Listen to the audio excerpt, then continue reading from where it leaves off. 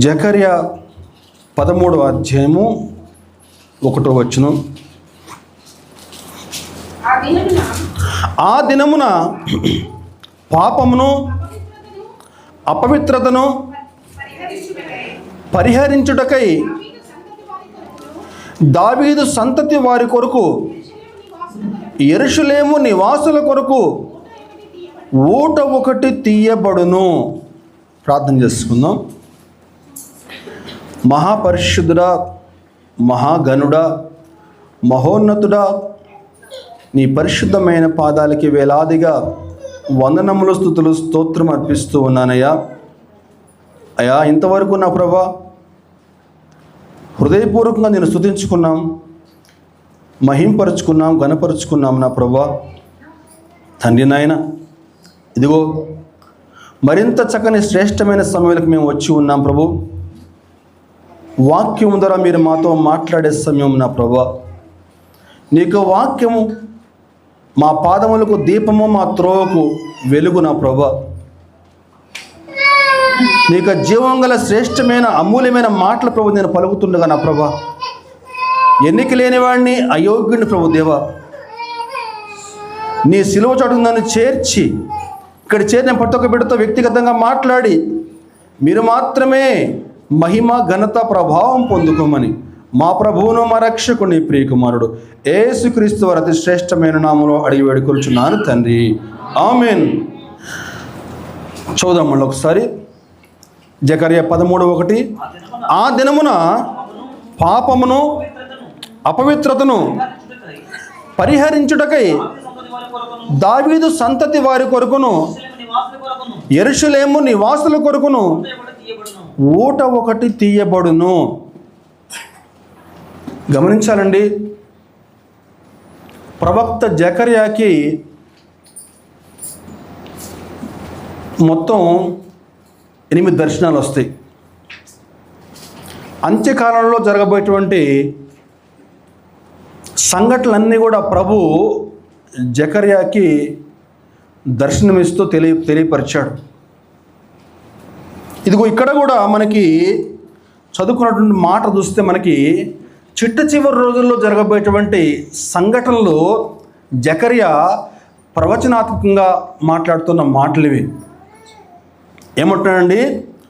పాపమును అపవిత్రతను పరిహరించుటకై దావీదు సంతతి వారి కొరకు యెరూషలేము నివాసుల కొరకు ఊట ఒకటి తీయబడును. ఇక్కడ యెరూషలేము అని చెప్పంటే కేవలం యెరూషలేము అని చెప్పనే అక్కడ ఆ ప్రాంతానికనే కాదు, ఆ దినమున అంటే చిట్ట చివరి దినాల్లో ఈ ప్రపంచమంతా కూడా యెరూషలేము ఒక కేంద్ర బిందువుగా మారిపోతుంది. ఆ యొక్క యెరూషలేము నుంచి అంత పరిపాలన అంతా కూడా సాగిపోతూ ఉంది. అదిగో ఈ యెరూషలేము అని చెప్పనే మాట మనం గుర్తుపెట్టుకోవాలండి. ఇప్పుడు ఢిల్లీ కేంద్రంగా పరిపాలన ఎట్లా అవుతుందో మన దేశ పరిపాలన, అలా యెరూషలేము ఆనాటికి కేంద్ర బిందువుగా మారిపోతూ ఉంది. దాన్ని మనం జాగ్రత్తగా అన్వయించుకుంటూ ఏమంటున్నాడండి? పాపమును అపవిత్రతను ఆ దినమున పరిహరించుటకై దావీదు సంతతి వారి కొరకు యెరూషలేము నివాసుల కొరకు ఊట ఒకటి తీయబడును. ఏంటి ఊట? మనం సాధారణంగా ఇళ్లలో బోర్లు వేసుకుంటూ ఉంటాం. కొంతమంది బోర్లు ఏమంటే ఎండాకాలంలో ఎండిపోతాయి, కొన్ని ఇళ్లలో బోర్లు ఎప్పుడు ఎండిపోవు. ఎండాకాలంలో కూడా నడుస్తూ ఉంటాయి బోర్లు. ఏంటంటే మీ బోర్ ఎండిపోలేదు అని చెప్పారంటే వాళ్ళు ఏమంటారు? మేము బోర్ వేసినప్పుడు జలబడిందండి, జలబడింది కాబట్టి మా బోర్ ఎండిపోదు ఎప్పటికి కూడా అని చెప్పి చెప్తూ ఉంటారు. గమనించాలి, ఒక బకెట్లో వాటర్ మనం స్నానం చేస్తే వెంటనే అయిపోతాయి. సంపులో వాటరు ఒక 2-3 రోజులు వాడుకుంటే అవి కూడా అయిపోతాయి. కొన్ని చెరువులు వర్షాకాలంలో నిండు కొండలాగా ఉంటాయి, ఎండాకాలం పోతే మొత్తం ఎండిపోతాయి. అక్కడ పిల్లలు ఆడుకుంటూ ఉంటారు చెరువులు. కాకపోతే ఆ చెరువులో ఊట ఉంటే మాత్రం ఆ చెరువు ఎప్పుడు ఎండిపోదు. గమనించాలి, ఈరోజు దేవుడు మానవుల యొక్క పాపాలను గడగటానికి ఒక బకెట్ వాటర్నో, లేకపోతే ఒక సంపులో వాటర్నో, లేకపోతే ఒక బావినో ఏర్పాటు చేయలేదు, కానీ ఒక ఊటను ఏర్పాటు చేశాడండి. దేవునికి స్తోత్రం కలుగును. హల్లెలూయా. ఆ ఊట ఎప్పటికీ తరిగిపోయేది కాదు. క్రీస్తు రక్తం యొక్క క్షమాపణ శక్తి అది ఎప్పటికీ ప్రవహించేది. ఒక చిన్నపిల్లవాడు రోడ్డు మీద ఆడుకుంటా బురదలో పడిపోయాడు అనుకుందాం. దెబ్బలు తగిలినాయి, ఒళ్ళంతా బురద ఉంది. ఇంటికి వస్తే తల్లి వాడిని చూసి లోపల పనికి మాలన్నాడు, ఏంద్రా మొత్తం బురదంతా కూడా దరిద్రుడా, ఆడ బయట పోయి ట్యాప్ మీద కడుకుని రాబో, లోపల రాబాక అప్పటిదాకా అని చెప్పి అంటదా? ఏం చేస్తుంది తల్లి? గబగబా లోపల తీసుకెళ్ళి ఆ రన్నింగ్ ట్యాప్ కింద మొత్తం వాడిని తల నుంచి కింద వరకు శుభ్రంగా కడిగేస్తుంది. అవండి చక్కగా కడిగి మంచి వేరే బట్టలు మార్చి వాడిని ముద్దు చేస్తే, ఏ నాన్న దెబ్బలెక్కలు తగిన, ఏంటి నాన్న ఎట్లా ఉన్నావు అని చెప్పని. ఈరోజు మనం కూడా ఈ లోకం అనేటువంటి బురదలో మనం ప్రతిరోజు కూడా పొరలాడుతూనే ఉన్నాం. ఈ లోకం అనే బురదలో అనేక రకాల పాపాలు మనం అంటించుకుంటూనే ఉన్నాం. ఈరోజు ఆ బురదతో నువ్వు మందిరానికి వచ్చినప్పుడు, దేవుని సన్నిధికి వచ్చినప్పుడు నిన్ను చూసి ఆ దేవుడు అసహించుకోడు. ఆ తల్లి వలె నిన్ను చూసి అసహించుకోడు. నీలో ఉన్నటువంటి ప్రతి పాపాన్ని కూడా తన రక్తం చేత శుభ్రంగా కడిగి శుద్ధీకరిస్తాడు. అయితే నువ్వు నేను చేయాల్సింది ఏంటని చెప్పారంటే, పశ్చాత్తాపంతో ఆయన పాదాల వద్దకు రావటమే. దేవునికి స్తోత్రం కలుగునుగాక. ఈరోజు చాలామంది అనుకుంటారు, తెలిసి తెలియక ఏదన్నా పాపం చేస్తే, లేనివాడికి ఏదైనా దానం చేస్తేనో, విధవరానికి ఏదైనా డబ్బు సాయం చేస్తేనో, లేకపోతే ఆకలితో ఉన్నవాడికి పట్టడన్నం పెడితేనో మా యొక్క పాపాలు పరిహరించబడతాయని చెప్పి అనుకుంటారు. కానీ మనం చేసే మంచి పనుల వల్ల కానీ, మన సత్క్రియల వల్ల కానీ మన పాపాలు పరిహరించబడవు. కానీ యేసుక్రీస్తు రక్తం ఒకటి మాత్రమే మానవుల యొక్క పాపాలు క్షమించగలదండి. యేసుక్రీస్తు రక్తం మాత్రమే మానవుల యొక్క పాపాలు సంపూర్తిగా పరిహరించబడదు. 1 యోహానులో 1వ అధ్యాయం 7వ వచనం చూస్తే, 1 యోహాను 1వ అధ్యాయం 7వ వచనం, అయితే ఆయన వెలుగులో ఉన్న ప్రకారము మనమును వెలుగులో నడిచిన మనము అన్యోన్య సహవాసము కలవారమై ఉందము. అప్పుడు ఆయన కుమారుడైన యేసు రక్తము ప్రతి పాపము నుండి మనలను పవిత్రులుగా చేయను. హల్లెలూయా. యేసుక్రీస్తు రక్తం మాత్రమే మనల్ని పవిత్రులుగా చేయగలదండి. ఇంకా ఎటువంటి సత్క్రియ కానీ, ఎటువంటి మంచి పని కానీ ఇంకెక్కడికో పోయి మునిగితేనో ఎక్కడ కూడా మన పాపాలు పరిహరించబడవు. కానీ యేసుక్రీస్తు రక్తం నీలో ఉన్న ప్రతి పాపాన్ని కడిగి నిన్ను పరిశుద్ధంగా మార్చి నీతిమంతులుగా మార్చుటకు చాలిందండి. దేవుని స్తోత్రం ప్రభు. హల్లెలూయా.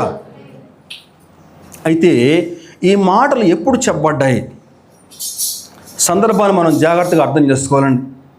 ఈ మాటలు ఏ సందర్భంలో చెప్పబడ్డాయి మనం గమనిస్తే, ఈ ఒక అధ్యాయం కొన్ని మనం ముందుకు పోవాలండి. మనం చదువుకున్న అధ్యాయం ఏంటి? ఇప్పుడు జకర్యా 13 చదువుకున్నామండి. ఒక అధ్యాయం మనం ముందుకెళ్తే 12వ అధ్యాయము 7వ వచనం మనం చూసినట్లయితే 12:10, దావీదు సంతతి వారి మీదను యెరూషలేము నివాసుల మీదను కరుణ నొందించు ఆత్మను, విజ్ఞాపన చేయు ఆత్మను నేను కుమ్మరింపగా వారు తాము పొడిచిన నా మీద దృష్టి ఉంచి, ఒకడు తన ఏక కుమారుని విషయమై దుఃఖించినట్లు, తన జ్యేష్ఠ పుత్రుని విషయమై ఒకడు ప్రలాపించినట్లు అతని విషయమై దుఃఖించుచు ప్రలాపింతురు. ప్రియ దేవుని సంగమా, జాగ్రత్తగా అర్థం చేసుకుందామండి. చాలా అద్భుతమైన మాటలు ఈ మాటలండి. మనం జాగ్రత్తగా గమనించినట్లయితే అంత్యకాలంలో ఏం జరుగుద్దాయి అని చెప్పారంటే, ప్రజలు ఆ రక్షకుని చూచి, అయ్యో ఇతన్నేనా మేము పొడిచింది, లోకరక్షకుడినా మేము అవమానించింది, లోకరక్షకుడుగా మేము మేకలు కొట్టింది, ఏన్నా మేము ఇంత హింసించింది అని చెప్పిన ప్రజలు దుఃఖపడి ఏడుస్తారటండి. అయ్యో ఈయన్నా మేము పొడిచింది, 3 మేకులు పీక్కోలేనివాడు ఈయన అని చెప్పని మేము అవమానించాం కదా. అయ్యో ఈయన్నా లోకరక్షకుడు కదా, ఆయన మన సృష్టికర్త కదా, ఆయన నోటి మాట చేత సమస్తం చేశాడు కదా, ఆయన్ని మనం అవమానించామా అని చెప్పని అంత్యకాలంలో ప్రజలు దుఃఖపడతారటండి. ఎలా దుఃఖపడతారు తెలుసా? ఒక తల్లికి ఒకే కుమారుడు ఉంటే ఆ ఒక్క కుమారుడు గనక చనిపోయినట్లయితే, ఆ ఒక్క కుమారుడు గనక ఏదన్నా అనారోగ్యం వచ్చి ఏదైనా ఎక్కడన్నా హాస్పిటల్ అడ్మిట్ అయితే ఆ తల్లి ఎంత దుఃఖపడుతుందో, ఆ తల్లి ఎంత రోధిస్తుందండి. ఒకే ఒక కుమారుడు ఉంటే ఏముంది అక్కడ వాక్యంలో? ఒకడు తన ఏక కుమారుని విషయమై దుఃఖించినట్లు తన జ్యేష్ఠ పుత్రుని విషయమై ఒకడు ప్రలాపించినట్లు అతని విషయమే దుఃఖించుచు. ఒక తల్లి తన కుమారుడికి ఏదన్నా ఆపద ఎదురైతే ఏ విధంగా దుఃఖపడి ఏడుస్తుందో, అదిగో ఆ విధంగా ప్రజలు దుఃఖపడి కన్నీరుతోటి ఏడుస్తారటండి, పశ్చాత్తాపడతారు. అయ్యో ఇటువంటి ప్రభువున మేము బాధ పెట్టాము, ఇటువంటి వాడిన మేము హింసించాం, ఇటువంటి ప్రభువుగా మేము సిలువపై మేకులు కొట్టాము అని చెప్పని ప్రజలు దుఃఖపడి రోధిస్తారటండి. ఎప్పుడు? చిట్ట చివరి రోజుల్లో అర్థమైపోద్దిగా ఆ రక్షకుడు ఆయనే అని చెప్పని. ప్రకటన గ్రంథం 1వ అధ్యాయము 7వ వచనం చూస్తే, ప్రకటన 1:7 చూస్తేనండి, ఇదిగో ఆయన మేఘారూఢుడై వచ్చున్నాడు, ప్రతి నేత్రము ఆయన చూచును, ఆయనను పొడిచిన వారు చూచెదరు, భూజనులందరూ ఆయనను చూచి రొమ్ము కొట్టుకుందరు. అవును, ఆమేన్, హల్లెలూయా. పశ్చాత్తాపడతారని దుఃఖపడతారు, కన్నీరు గార్చి అయ్యో అయ్యో అయ్యో ఇతన్న మేము ఈ రకంగా బాధ పెట్టామని చెప్పని. అయితే ఆ విధంగా ప్రజలు దుఃఖపడి కన్నీరు కార్చి ఏడుస్తూ ఉంటే దేవుడు వారిని చూసి వదిలేయండి. ఏముంది వాక్యంలో? ఆనాడు ఆ దినమున దావీదు సంతతి వారి కొరకు, యెరూషలేము నివాసుల కొరకు ఊట ఒకటి తీయబడును. ఆ విధంగా పశ్చాత్తాపడిన వారి కోసం, ఆ విధంగా దుఃఖపడి కన్నీరు కాచిన వారి కోసం, తమ పాపాల విషయమై పశ్చాత్తాపడే వారి కోసము ఇదిగో ఆ ఊట ఒకటి ప్రభు ఏర్పాటు చేస్తాడు. ఆ ఊట యెరూషలేము కేంద్రంగా ప్రపంచమంతా కూడా అది ప్రసరిస్తూ ఉంటుందండి. దేవునికి స్తోత్రం కలుగునుగాక, హల్లెలూయా. జకర్యా 13వ అధ్యాయం చూస్తే దేవుడు ఒక వ్యక్తిని ఎన్ని విధాలుగా పరిశుద్ధపరుస్తాడో చక్కగా వివరించబడిందండి. దేవుని వద్దకు ఒక వ్యక్తి వస్తే దేవుడు ఎన్ని విధాలుగా పరిశుద్ధపరుస్తాడు? 3 విధాలుగా పరిశుద్ధపరుస్తాడండి. మనం జాగ్రత్తగా గమనిస్తే మనం చదువుకున్నటువంటి మాట ఏంటని చెప్పానంటే, ఇప్పుడు చదువుకున్నాం కదా, రక్తం అనే ఊట ద్వారా కడిగి వేయటం. ఇది మొట్టమొదటి అంశం అండి. చెప్దాం ఒకసారి. రక్తం అనే ఊట ద్వారా కడిగి వేయబడటం, ఇది మొట్టమొదటి శుద్ధీకరణ.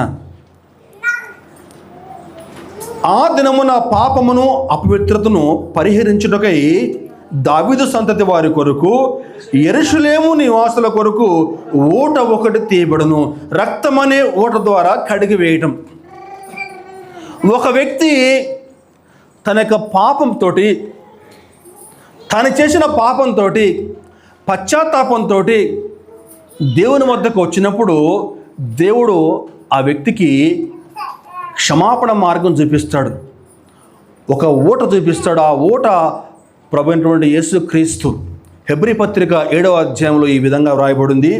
హెబ్రీ పత్రిక 7వ అధ్యాయము 26వ వచనం చూస్తే,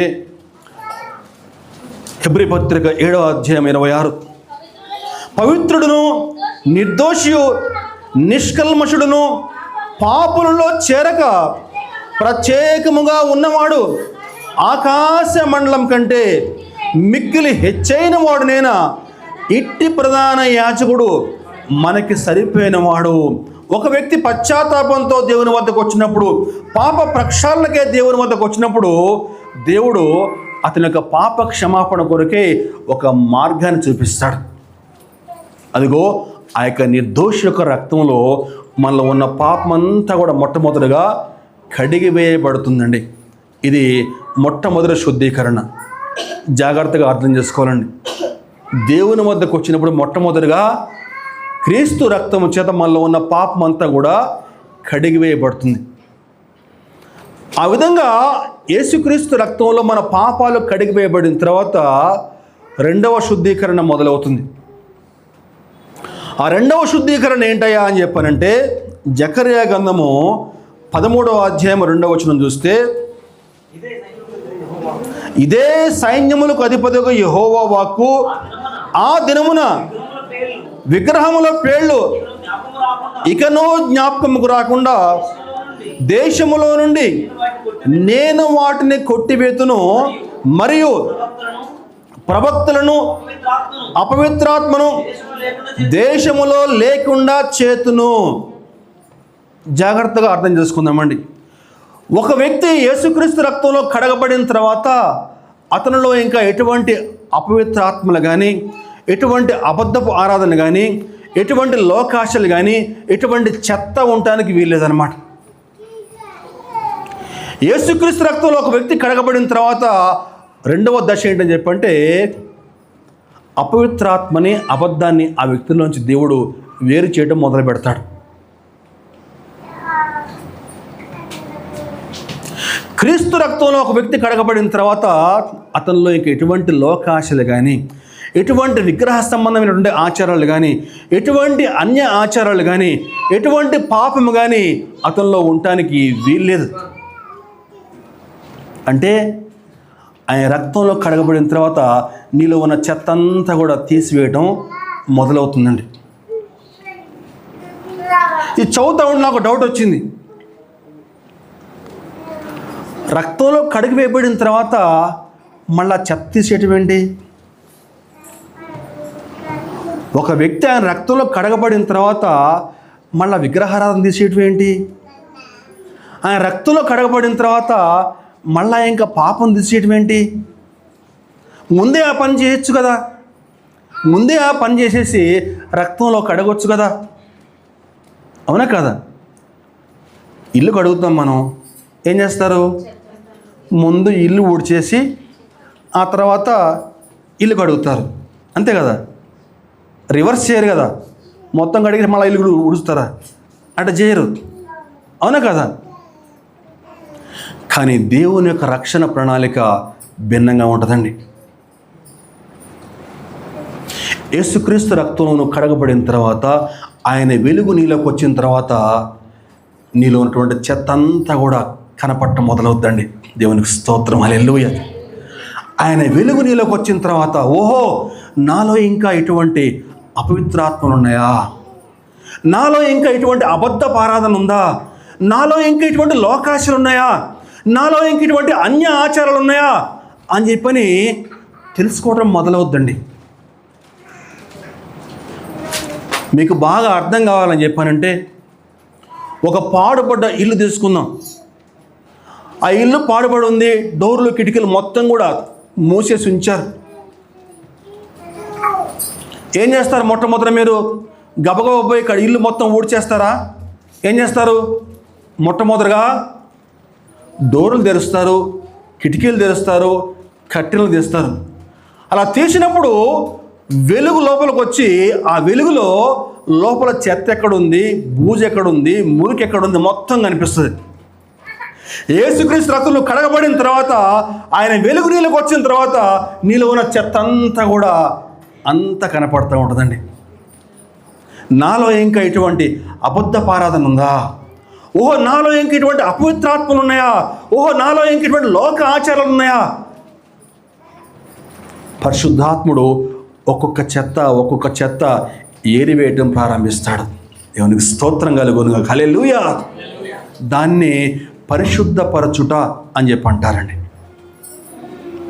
ఇది ఒక వ్యక్తిలో నిరంతరం జరిగే ప్రక్రియ. ఇది ఒకనాటితో ఆగిపోయే ప్రక్రియ కాదు, నిరంతరం కూడా ఆ యొక్క రెండవ రాకడలో మనం ఎత్తబడి వరకు కూడా ఈ ప్రక్రియ కొనసాగుతూ ఉంటుంది. ఎప్పుడు? ఆ పరిశుద్ధాత్మకు నిన్ను నువ్వు అప్పగించుకున్నప్పుడు. ఆయనకి నిన్ను అప్పగించుకుంటే నీలో ఉన్న చెత్త అంతా కూడా ఒక్కొక్కటి ఆయన ఏరి పారేస్తూ ఉంటాడు. దేవునికి స్తోత్రం కలుగును గాక. హల్లెలూయా. మొట్టమొదటిగా యేసుక్రీస్తు రక్తంలో కడగబడాలి, ఆ ఊట లభించింది. రెండవదిగా ఏం చేయాలి? అపవిత్రాత్మలు, అబద్ధాలు వేరు చేయబడి, ఇది రెండవ శుద్ధీకరణ కార్యక్రమం అండి. మొదటి దశ పూర్తయింది, రెండవ దశ పూర్తయింది. రెండవ దశ పూర్తయిన తర్వాత మూడవ దశలోకి ప్రభువు ఒక వ్యక్తిని తీసుకెళ్తాడు. అదేంటో తెలుసా? శ్రమల్లోకి నడిపిస్తాడు. ఆయన రక్తంలో కడగబడిన తర్వాత నీలో ఉన్నటువంటి అపవిత్రాత్మలు, అబద్ధ ఆత్మలు అన్నీ కూడా తొలగించబడిన తర్వాత నీ జీవితంలో కొన్ని శ్రమలు వస్తూ ఉంటాయి. మూడవ స్టేజ్ ఏంటని చెప్పానంటే, శ్రమలనే అగ్ని ద్వారా శుద్ధి చేయబడుట. ఇది మూడవ దశ. జకర్యా 13:9. జకర్యా 13:9. ఆ మూడవ భాగమును నేను అగ్నిలో నుండి వెండిని తీసి శుద్ధపరిచినట్లు శుద్ధపరుతును, బంగారమును శోధించినట్లు వారిని శోధింతును. వారు నా నామమును బట్టి మొర్రబెట్టగా నేను వారి మొర్రను ఆలకింతును. వీరు నా జనులను నేను చెప్పుదును, యెహోవా మా దేవుడని వారు చెప్పుదురు. గట్టిగా దేవుని నామమున మహిమపడతామండి. హల్లెలూయా. ఆ యొక్క శ్రమల్లోకి దేవుడు మనం తీసుకెళ్ళిన తర్వాత, ఆ శ్రమల్లోంచి మనం బయటకు వచ్చిన తర్వాత వీరు నా జనులు అని చెప్పి ప్రభువు చెప్తారట, యెహోవా మా దేవుడు అని చెప్పని ప్రజలు చెప్తారటండి. రెండవ దశ పూర్తయిన తర్వాత మూడవ దశలోకి దేవుడు ఒక వ్యక్తిని తీసుకెళ్తాడు. కొన్ని శ్రమలు వస్తాయి, కొన్ని కష్టాలు వస్తాయి, ఇరుకులు వస్తాయి, భయంకరమైన ఆపదలు వస్తాయి. ఏమోనండి, దేవుడు నమ్ముకోక ముందు మాకు అంత బాగానే ఉంది, కానీ దేవుడు నమ్ముకుని ఏమో కష్టాలు వస్తున్నాయండి. దేవుడు నమ్ముకున్నాక అసలు ఎక్కడ లేని కష్టాలండి. అంతకుముందే బాగుందండి, అంతకుముందే బాగుంది, ఏమో ఆయన నమ్ముకున్నాక ఎక్కడ లేని బాధలన్నీ కూడా మాకు మొదలైనవి అని చెప్పని చాలామంది అనుకుంటూ ఉంటారండి.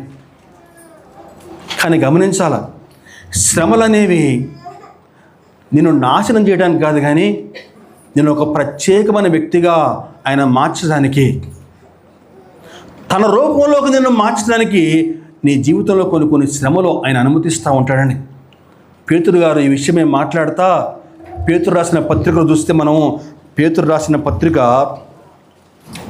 మొదటి పత్రిక 4వ అధ్యాయం 12వ వచనం. ప్రియులారా, మిమ్మును శోధించుటకు మీకు కలుగుచున్న అగ్ని వంటి మహాశ్రమను గురించి మీకేదో ఒక వింత సంభవించినట్లు ఆశ్చర్యపడకుడి. క్రీస్తు మహిమ బయలుపరచబడును. మీరు మహానందముతో సంతోషించు నిమిత్తమై క్రీస్తు శ్రమలలో మీరు పాలివారే ఉన్నంతగా సంతోషించుడి. ఆయన శ్రమల్లో పాలివారే ఉన్నంతగా సంతోషించుడి. ఎంతకాలం అండి ఆ శ్రమలు? నువ్వు సహించే వరకే. నువ్వు ఎంతవరకు ఆ శ్రమలు సహించగలుగుతావో, నీ యొక్క తాకత్ ఎంత ఉందో అంతవరకే. నువ్వు ఆ శ్రమలు ఎంతవరకు తట్టుకోగలుగుతావో. ఏమండి, నువ్వు కొంచెం కష్టమైన తట్టుకుంటావు, నీకు అటువంటి శ్రమలు ఇస్తాడు. ఆయన కొంచెం కష్టం వస్తే తట్టుకోలేడు, ఆయనకి ఆయన తాకత్ తగ్గట్టే. ఒక్కొక్క వ్యక్తికి తగ్గట్టుగా ఏమండి నువ్వు సహించేంత వరకే ఆయన నీకు శ్రమలు ఇస్తాడు. అంతకంటే శ్రమలు ఆయన శోధించడండి. ఆయన మంచి దేవుడు అండి. దేవునికి స్తోత్రం కలుగునుగాక. హల్లెలూయా. ఒక దైవజనుడు కంసాలి వద్దకు వెళ్తాడు. కంసాలి వెండిని శుద్ధీకరిస్తూ ఉన్నాడు. ఆ కంసాలి ఒక వెండి ముక్కను తీసుకెళ్ళి మండుచున్నటువంటి అగ్నిలో పెట్టాడట. బాగా మంట వస్తూ ఉందంట, ఆ వెండి కరిగిపోతూ ఉందంట. ఈ దైవజనుడు ఆ కంసాలను అడుగుతాడు, ఏమయ్యా అది వెండి అందులో పెట్టావు, మరి ఆ వెండి కరిగిపోదా, ఆ వెండి పాడైపోదా? ఆ కంసాలు చెప్తున్నాడట, ఆ వెండి పాడైపోకుండా చూసుకునే బాధ్యత నాది. ఆ వెండి ఆ మంటలో పెట్టినప్పుడు నా కన్నారప్పకుండా దాని వైపే చూస్తూ ఉంటాను. ఎందుకంటే ఆ నిర్ణీత సమయం పూర్తయిపోతే ఆ వెండి దేనికి పనికి రాకుండా పోతుంది. కాబట్టి జాగ్రత్తగా ఆ యొక్క మంటలో పెట్టినప్పుడు నా కన్నారప్పకుండా చూస్తూ ఉంటాను. మరి అది బాగానే ఉంది, కానీ మరి ఆ వెండి శుద్ధీకరించబడింది నీకు ఎట తెలుస్తుంది? ఆయన అంటాడట, ఆ కరుగుచున్న వెండిలో అద్దం వలె నా ముఖం ప్రతిబింబంలా కనిపించాలి. అలా కనిపించినప్పుడే అది శుద్ధీకరించబడింది చెప్పని ఆ వెండిని బయట తీస్తాను చెప్తున్నానండి.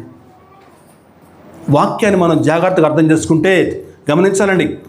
ఆయన నీకు శ్రమలు ఇచ్చినప్పుడు, నీ జీవితంలో కష్టాలు ఇచ్చినప్పుడు ఆయన కన్నారప్పకుండా నీ వైపు చూస్తూ ఉంటాడు.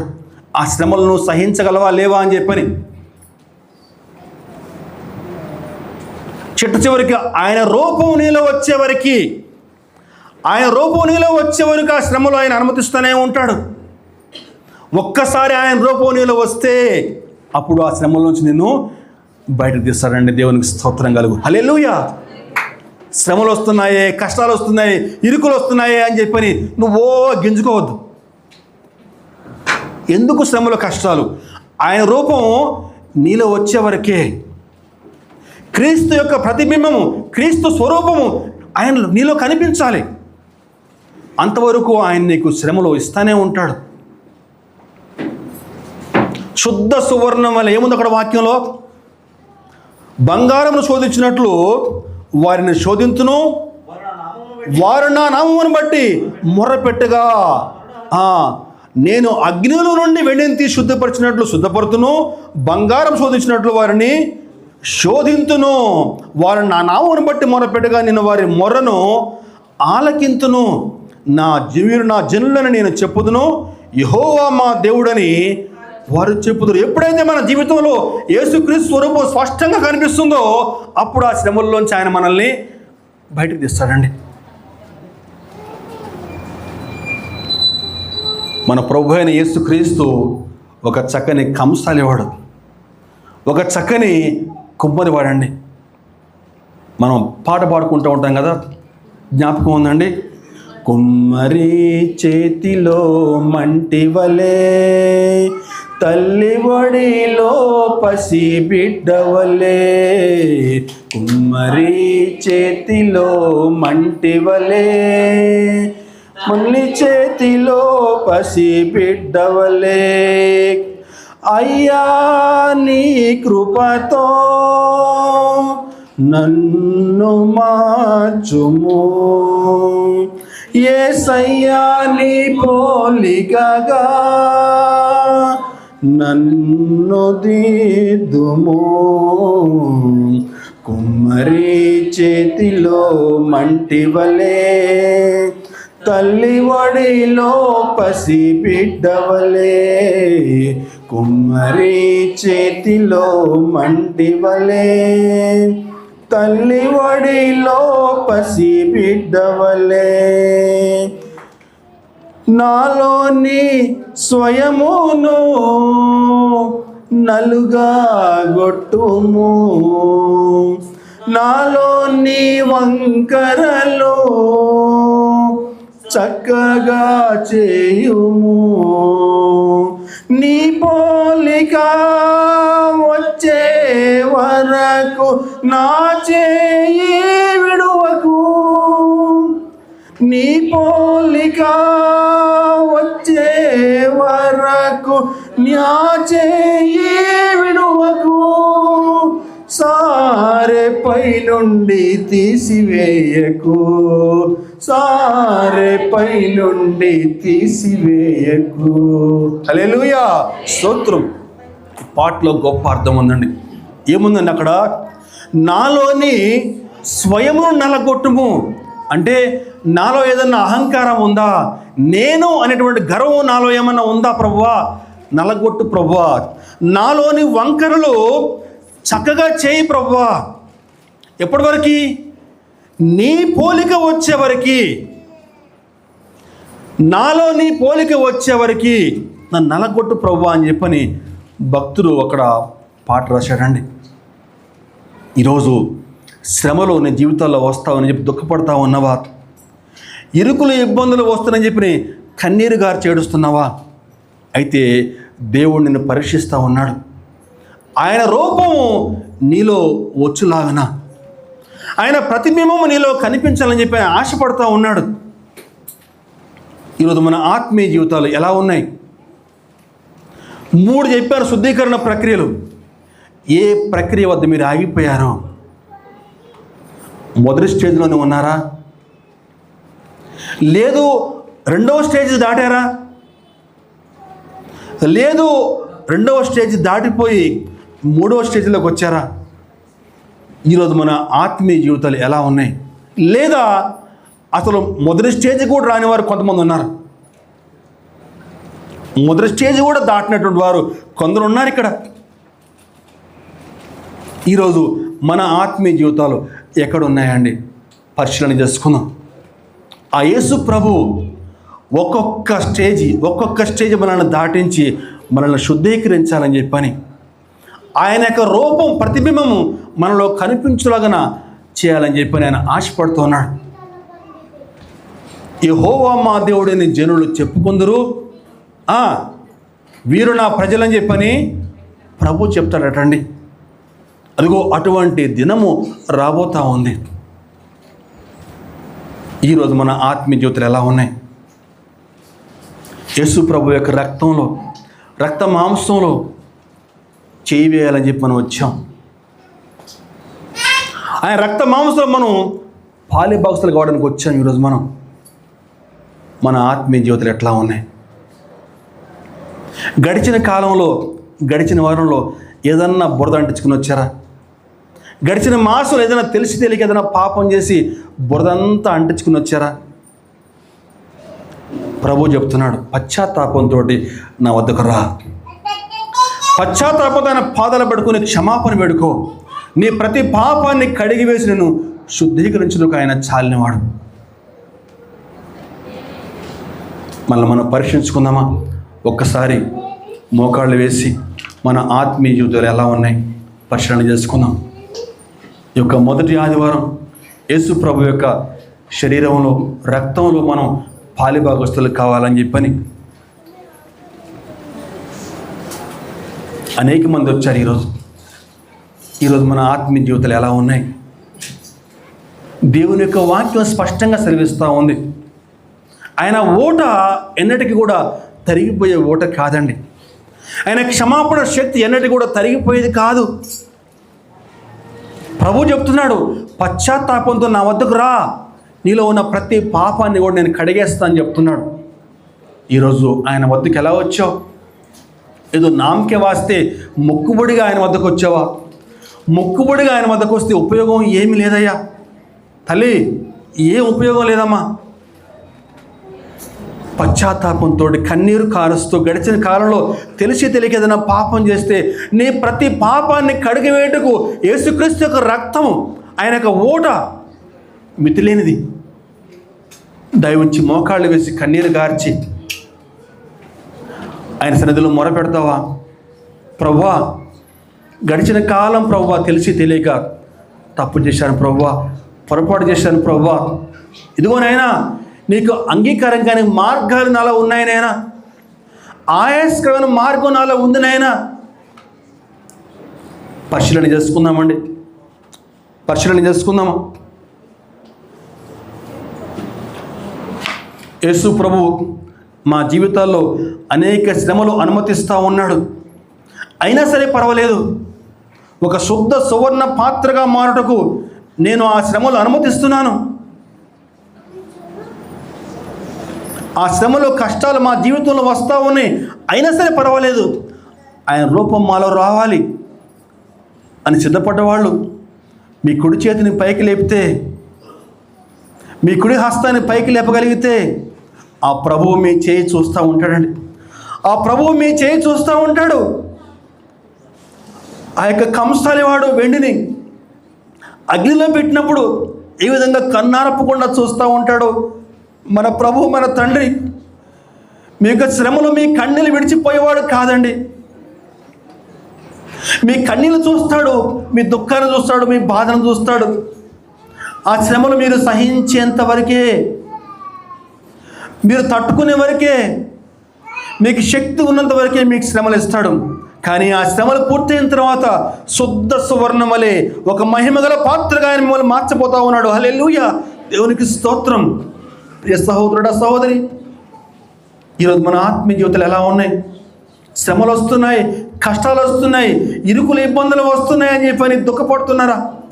దేవుడి సన్నిధి నుంచి పారిపోతా ఉన్నారా? అయితే సాతాను చేతులు మీరు పడినట్లే. దైవం నుంచి ఈరోజు మన ఆత్మీయ జీవితాలు ఎలా ఉన్నాయి పరిశీలన చేసుకుందామండి. యేసుక్రీస్తు రక్తంలో పాలి భాగస్తులు కావడానికి వచ్చారు. ఆ రక్త మాంసంలో మీరు భాగస్తులు కావడానికి వచ్చారు. దైవం నుంచి మనం పరిశీలన చేసుకుందామండి. ప్రార్థన.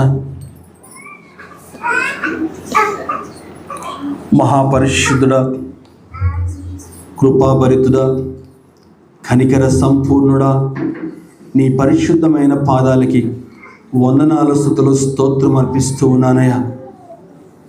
దేవా, నా ప్రభువా, నా రక్షకుడా, ఈ ఉదయకాల సమయం దేవా, మీరు ఒక వ్యక్తిని ఎన్ని విధాలుగా శుద్ధీకరిస్తారో తెలుసుకున్నాం దేవా.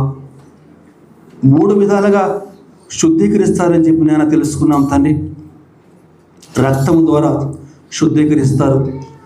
రక్తము ద్వారా శుద్ధీకరించిన తర్వాత మాలో ఉన్న అపవిత్రాత్మ, అబద్ధ ఆత్మను తొలగిస్తారు. మాలో ఏదన్నా లోక సంబంధమైనటువంటి ఆచారాలు, అన్య ఆచారాలు, అన్య సాంప్రదాయాలు, నీకు ఆయాస్కరమైన మార్గాలు ఉంటే అవన్నీ కూడా తొలగించబడతాయి. అలా 2వ శుద్ధీకరణ పూర్తయిన తర్వాత 3వ శుద్ధీకరణ ప్రక్రియ మొదలవుతుంది. శ్రమల ద్వారా మమ్మల్ని తీసుకెళ్తారు. మమ్మల్ని కష్టపెట్టడానికి కాదు కానీ, మమ్మల్ని ఇబ్బందులు పాలు చేయడానికి కాదు కానీ, నా ప్రభువా, నీ రూపం మాలో వచ్చులాగున, నీ ప్రతిబింబము మాలో కనిపించులాగన ఆ శ్రమలు మీరు అనుమతిస్తారని తెలియపరిచారు నా ప్రభువా. నా ప్రభువా, ఈ 3 దశలు ప్రభు దేవతని మేము జాగ్రత్తగా ఎదుర్కొనేలాగున నా ప్రభువా, చివరి రోజున తండ్రి, వీరు నా ప్రజలు అని చెప్పినైనా నీవు చెప్పులాగా ప్రభు దేవతని, ఆ ప్రజల్లో నేనును మేమును ఉండులాగన దేవా, ఆ గొప్ప భాగ్యం మాకు దయచేయమని అడుగుచున్నాను నా ప్రభువా. నా రక్షకుడా, నీ పాదాలకి వందనాలు దేవా. ఈ చెట్టు చివరి రోజులు మేము జీవిస్తూ ఉండగా, ఇక అంత్య దినాల్లో మేము జీవిస్తుండగా నీ నామానికి మరింత మహిమకరంగా జీవించడానికి సహాయం దయచేయమని అడుగుచున్నాను నా ప్రభువా. నీకే వందనాలు, స్తుతులు, స్తోత్రం తండ్రి. నాయన, నీ యొక్క శరీరంలో, నీ రక్తంలో దేవా పాలిభాగస్తులు కావాలని చెప్పి వచ్చాం నా దేవా. నీకు శరీరంలో, నీ రక్తంలో దేవనైనా మేము చేయి వేయకుండా ప్రభు దేవా అడ్డుపడుతున్న ఏదన్నా ఆయాస్కర మార్గం ఉంటే ప్రతి విధమైన ఆయాస్కర మార్గం యావత్తు యేసుక్రీస్తు వారి నామంలో కొట్టివేయబడును గాక. స్తోత్రం నా ప్రభువా, సహాయం చేయండి దేవా. నా ప్రభు తన మమ్మల్ని యోగ్యులుగా తయారు చేయమని అడుగుచున్నాను దేవా. రక్తంలో పాలు చేసుకుని యోగ్యత మాకు దయచేయమని అడుగుచున్నాను తని. స్తోత్రం తని. మహిమ, ఘనత, ప్రభావం నీకే ఆరోపిస్తూ మా ప్రభువును, మా రక్షకుని, ప్రియకుమారుడు యేసుక్రీస్తు వారి అతి శ్రేష్టమైన నామములో అడిగి వేడుకొనుచున్నాము తండ్రి. ఆమేన్.